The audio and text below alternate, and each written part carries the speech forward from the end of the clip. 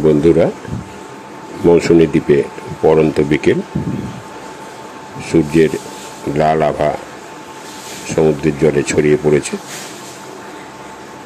একটা খুব সুন্দর রঙিন পরিবেশ। বেশ কিছু পর্যটক সমুদ্রের জলে পা ভিজিয়ে নেওয়ার জন্য সমুদ্রের দিকে আস্তে আস্তে এগিয়ে যাচ্ছেন। কেউ বা দাঁড়িয়ে থেকে মনোরম শোভা উপভোগ করছেন।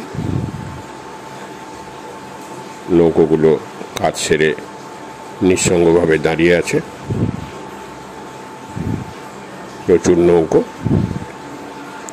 পাশ দিয়ে দেখা যাচ্ছে শুকতারা ক্যাম্প। এখানেই আমরা আছি। খুব সুন্দর পরিপাটি করে সাজানো। এই ভিডিওটা আপনাদের জন্য আপলোড করলাম। আপনারা ভিডিও দেখুন, আপনাদের বন্ধুদের মধ্যে শেয়ার করুন এবং এপিস ক্রিয়েশন চ্যানেলটিকে সাবস্ক্রাইব করে সবসময় আমাদের সঙ্গে থাকুন।